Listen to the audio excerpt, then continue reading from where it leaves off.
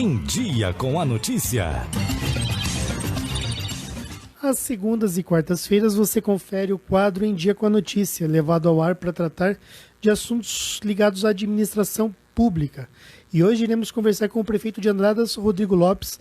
Bom dia, Rodrigo, seja bem-vindo. Bom dia, Sandro, bom dia, Chico, bom dia a todos os ouvintes da Vinícola, né? Uma maravilha estarmos aqui, né? Começando mais uma semana e um prazer estar aqui falando com a nossa população. Sim, realmente, uma maravilha mesmo, né? Poder começar a semana conversando, tratando de assuntos ligados à cidade de Andradas. E hoje, Rodrigo, um assunto bastante importante, mas que ao mesmo tempo que era para ser simples, já não está tão simples assim.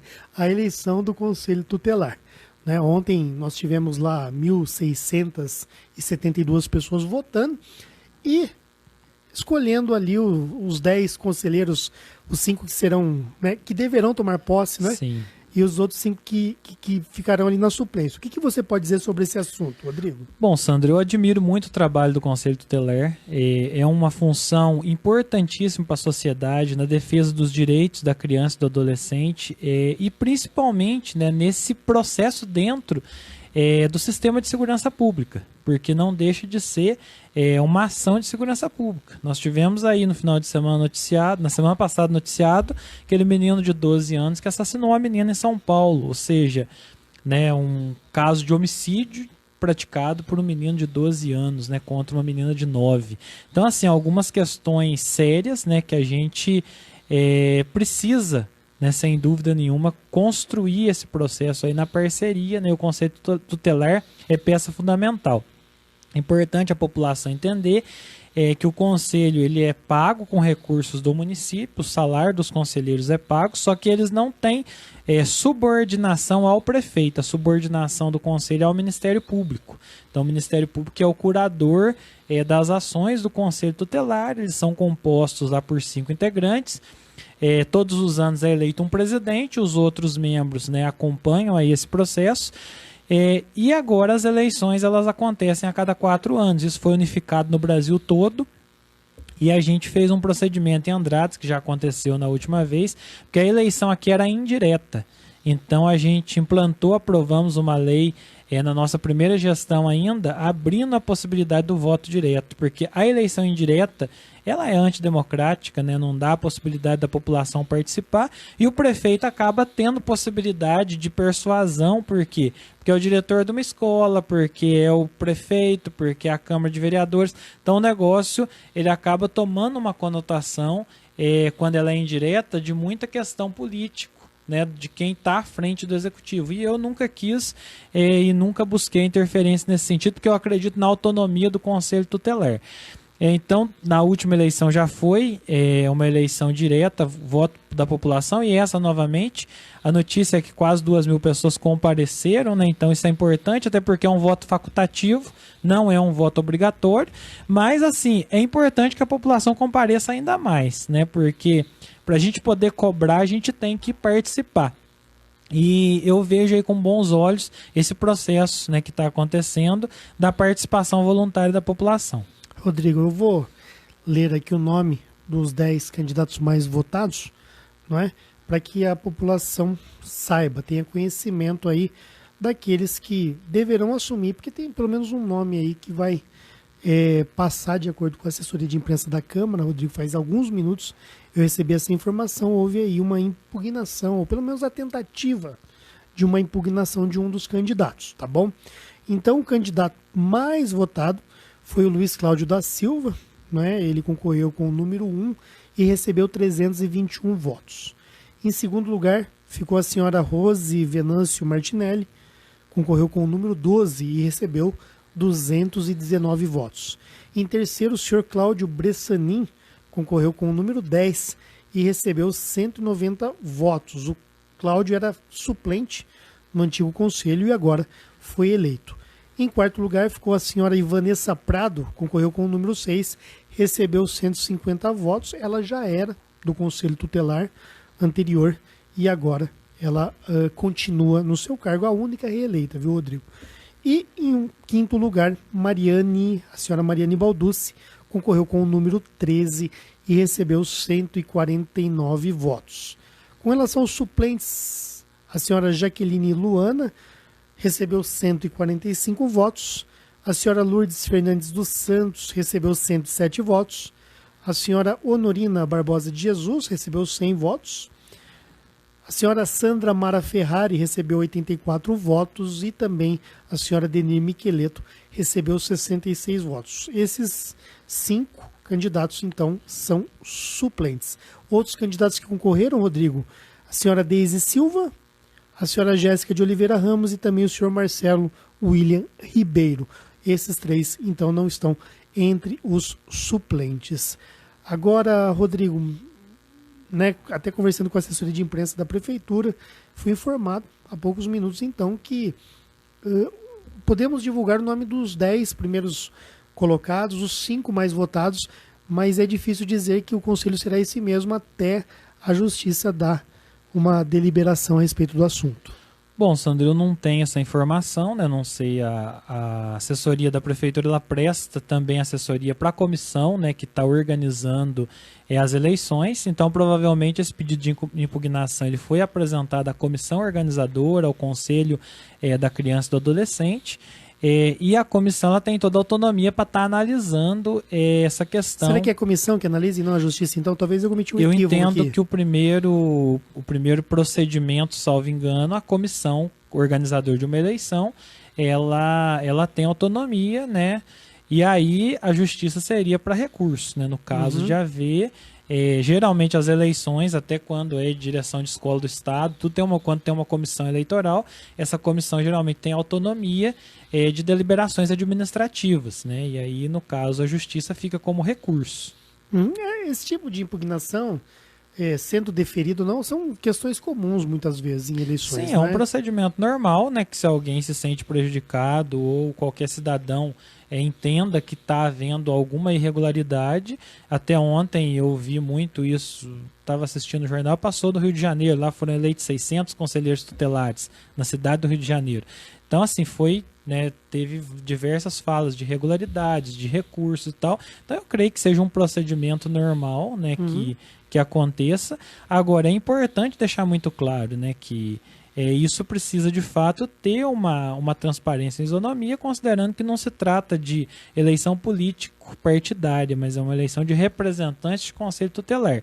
Então, isso não deve ter conotação política eleitoral, tanto que não é a Justiça Eleitoral quem faz o processo, mas sim uma comissão montada, né, com participantes aí da sociedade civil, representantes do poder público, mas que não pode ter qualquer envolvimento político ideológico. Por exemplo, uma das previsões do edital é que eu, enquanto prefeito, por exemplo, não posso ter um candidato apoiado por mim. Não pode ter essa vinculação com o prefeito, com o vereador, com o deputado ou com qualquer agente político, sob pena de prejudicar a igualdade de concorrência dos membros. Mas vereador está proibido de apoiar candidato? Tem um inciso que diz que é proibido a vinculação do nome do candidato ao conselho à figura política. Então, por exemplo, eu entendo que eu, Rodrigo, prefeito, se eu sair pedindo voto para um candidato, eu estou vinculando a minha imagem à imagem dele. Então, ou seja, ele é meu candidato. Então, eu entendo que não, tanto que a minha manifestação na sexta ou no sábado, não me recordo, foi no sentido de apresentar os 13 candidatos, né, e falar da importância da eleição e principalmente, né, muitas vezes as pessoas ficam presas às atribuições, né, o que eu devo fazer isso. Só que a gente vê o município faz muito além das suas atribuições, a polícia militar faz além, a guarda municipal faz além, né, a polícia civil faz além, as forças de segurança geralmente faz além das atribuições. Que se a gente for esperar o formato ideal para a gente agir, a gente não vai agir. Então, o meu conceito é o seguinte, o conselho tutelar, né, que os novos membros têm essa concepção. Atuar além das atribuições é proibido por lei ou não? Né? Porque se não for proibido, é uma doação que a sociedade está precisando, sim, né, das ações, da participação, né, do envolvimento na ação, né, do processo de política pública. O conselho não pode se limitar em se especializar naquilo que ele não precisa fazer. Não, isso eu não preciso, mas é proibido?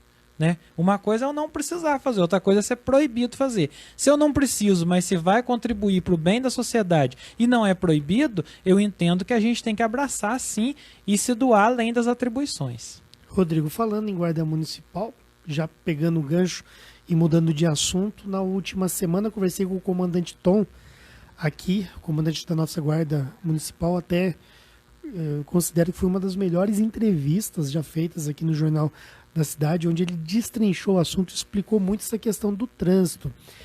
E aí, conversando nas redes sociais e colocando para as pessoas que essa entrevista todos deveriam ouvir, alguém questionou, mas qual é o destino das verbas que são arrecadadas com essas multas que são aplicadas pela Guarda Municipal? Bom, Sandro, esse recurso ele é destinado a uma conta específica que ela vai ser trabalhada nas questões de segurança e de melhoria do trânsito da cidade. Então, ela é revertida e vinculada para essa finalidade específica. Agora, é importante deixar muito claro. Então, fica em Andradas. Sim, fica em Andradas. Os recursos oriundos de infrações de trânsito. No caso de documento atrasado, de não pagamento de PVA, isso são multas que vão para o Estado. Então é importante, né, ter essa informação. Agora, no que diz respeito à Prefeitura, nós não temos nenhum interesse em multar. Nós queremos que as pessoas cumpram as normas de trânsito. Não temos nenhum interesse em multar. Tanto que a primeira orientação, inclusive assim que a Guarda começou a ter o poder, né, que foi encaminhado aí pelo Detran, foi de uma orientação, né, em determinadas condutas, né, estacionou na contramão, notifica, da próxima vez vai ser multado, tal. Algumas condutas não tem jeito, falando ao celular, sem cinto de segurança, criança no banco da frente.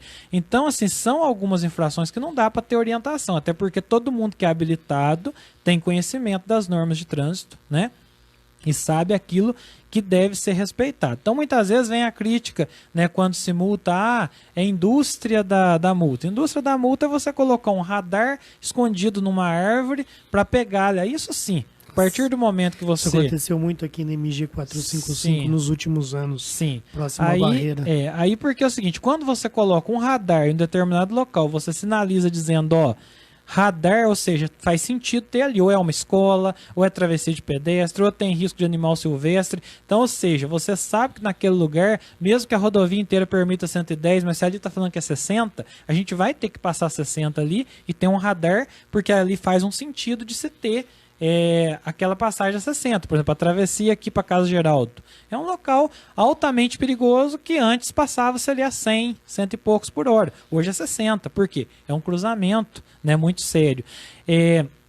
Mas então é importante deixar isso claro. Tem todo o procedimento da multa, de recurso e tudo mais, mas a população tem que aprender, né, a respeitar essas questões, principalmente aqui em Andradas. Há muito hábito de parar o carro na contramão, de não respeitar os locais de proibição de estacionamento, parar em fila dupla, né? Então isso é muito comum e todos nós que somos habilitados, nós sabemos, né, das normas de trânsito, ou pelo menos deveríamos saber, né? Existe um curso de formação, existe uma prova escrita, então existem as normas de trânsito. Com trânsito seguro, a gente vai ter mais segurança para todo mundo que está utilizando o espaço, inclusive para o motorista.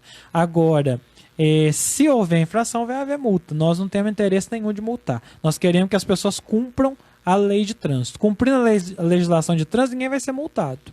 É só ter atenção a isso. Rodrigo, eu até falei para o comandante Tom naquele dia que eu vi um guarda municipal, ele percebeu que um idoso estacionou ali na Praça 22 de Fevereiro, na vaga de idoso, e não colocou a identificação. Ou seja, ele chegou, viu o carro ali, ele não sabe se a pessoa é idosa ou não, sim, poderia ter multado, não é? Sim. Estava ali, era só ele aplicar a multa e ir embora para casa. Só que o que ele fez, esse guarda municipal, ele foi entrando em comércio por comércio ali da Praça 22 de Fevereiro, procurando o proprietário do veículo e encontrou alguns comércios para baixo.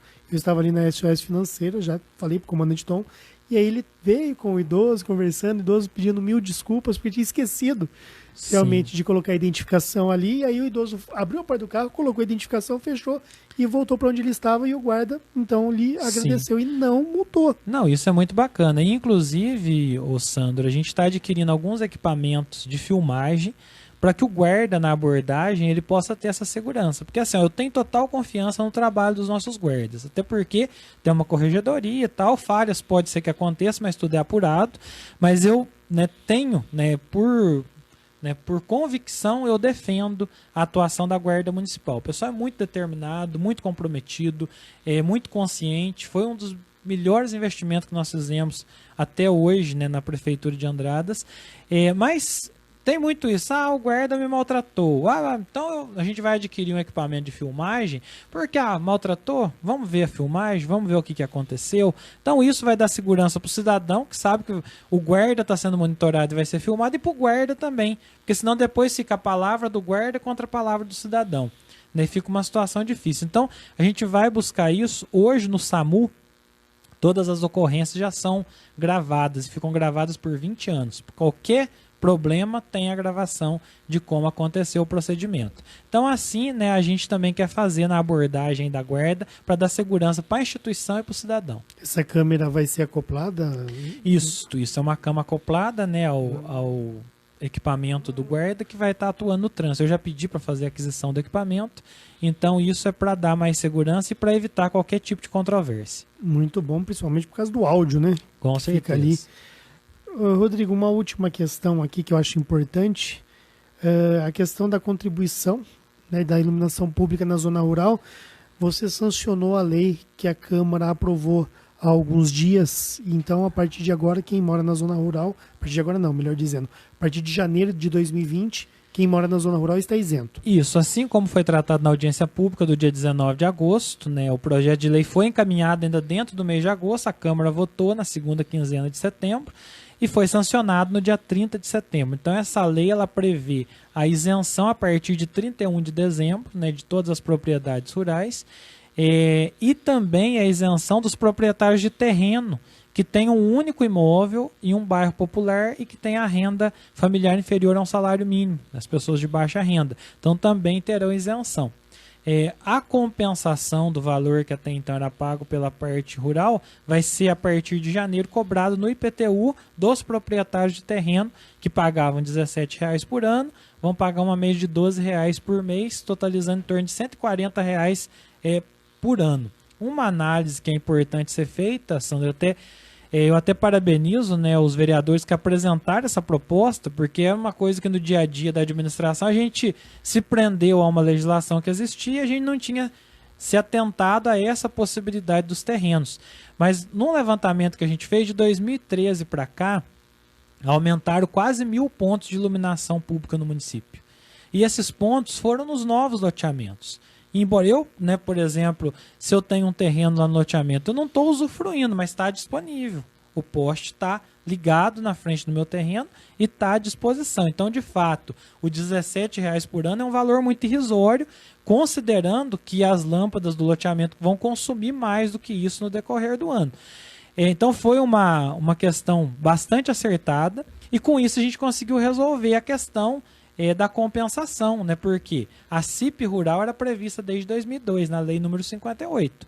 Embora não fosse cobrada, mas havia uma previsão, né? E quem não cobrou, logicamente que transgrediu essa previsão legal. A partir do momento que nós tivemos a interpelação da CEMIG, que foi fiscalizada pelo Ministério Público, nós tivemos que dar andamento nesse processo, né? Aconteceu, a audiência pública do dia 19 foi muito positiva, muito participativa. A gente tem respeito por todo mundo que apresentou a sua reivindicação e também a gente teve o respeito de todo mundo na audiência. Foi, né, um momento importante. A população em si não se envolveu em questões políticas ali, foi muito focado nesse sentido. Então a gente deixa o agradecimento a todos, né? E sem dúvida é uma questão que a iluminação pública é utilizado menos, mas é utilizado também pela área rural, nas escolas, no posto de saúde e tal, mas houve por bem o entendimento dessa isenção compensando nos terrenos da área urbana. Então é importante que isso fique claro. E Sandro, só para finalizar, né, eu tinha falado na última segunda que as obras, né, no Tirar Fogo já iniciariam hoje. Todo o equipamento foi deslocado para lá, né? E amanhã vai ser iniciado. Então houve só uma questão de transporte do equipamento. Então a gente achou por bem deixar para começar amanhã. Então a parte aí de terraplanagem vai começar amanhã, dia 8 de outubro. Então a população já vai poder, né, acompanhar aí esse processo. Ô, Rodrigo, uma última coisa que me ocorreu agora. Primeiro sobre o Tira-Fogo, já falamos, né? Fantástico, muito bom.